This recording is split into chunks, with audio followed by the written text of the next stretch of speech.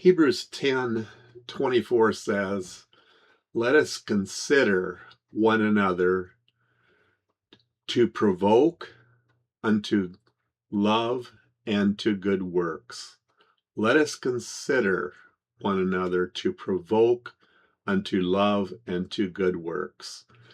Today I'd like to talk about strengthening others. There comes times in our lives when we have the ability, we have the wherewithal to strengthen one another, to maybe say an encouraging word to someone. And when that happens, that's what we need to do.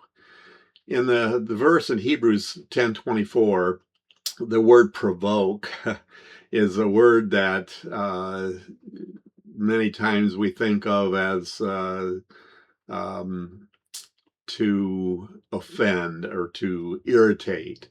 But here, the sense of the word that's used means to arouse, to excite, to call into action. And that's the sense that the word is used here. And so we see that believers are called to intentionally encourage one another. That's what we do. When we see another believer, when we meet with another believer, when we fellowship with other believers, that's something that we can do. We can encourage one another, we can pray for one another, and we need to do that. I'm reminded of a story about the power of a single nail. A pastor once visited an elderly carpenter who had spent his life building houses for others. Arthritis had slowed him down and discouragement had crept in. And as they talked, the pastor noticed a small wooden plaque hanging above the man's workbench, and it was held with a single shiny nail. And the pastor asked this question: "What's the story behind the nail?" And the old carpenter, he smiled and replied, "When I was a young apprentice, I got frustrated because I felt like my work didn't matter.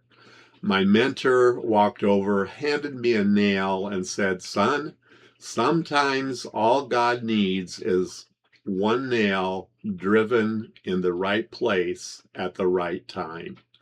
And then he continued, 'Whenever I feel useless or discouraged, I look at that nail and I remember one small act can hold up a whole structure.'"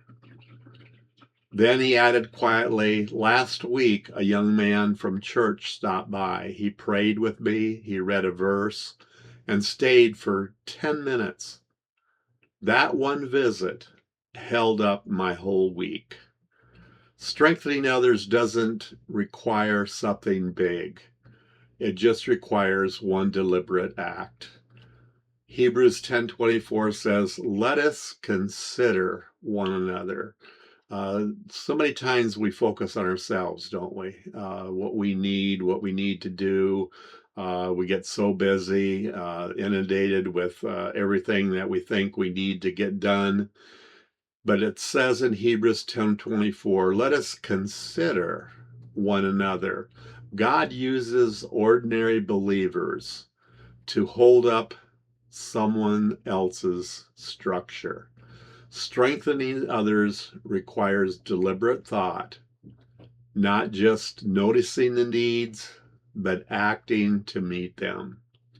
Encouragement in a ministry is what every believer can give. A word of prayer, um, just the word itself, just visiting with them, the scripture, reading a portion of scripture can encourage someone, or a simple act of kindness can lift a weary heart. God often uses believers to accomplish extraordinary strengthening. Extraordinary strengthening. That's how He uses us, and we need to allow that to happen. And as I shared with you, it's something that's deliberate. We need to do it. We just don't need to think about it or without and think many times. How many times don't you have the afterthought? Oh, I wish I would have done this, or I wish I would have went and visited him or her, or I wish I would have done this for them. Um, we need to have it a deliberate thought and do it. Who is the one believer? I'll leave this question with you. Who is the one believer God has placed on your heart? And what specific action will you take to encourage them?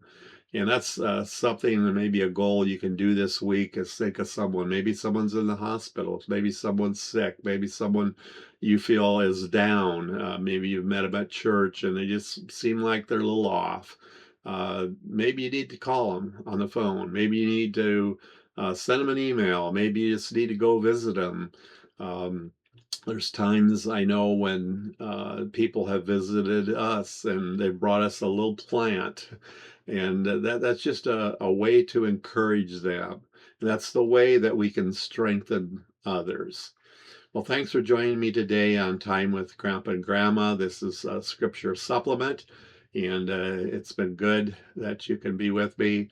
And I look forward to seeing you on the next one. And please leave a comment if you can, and we will see you then.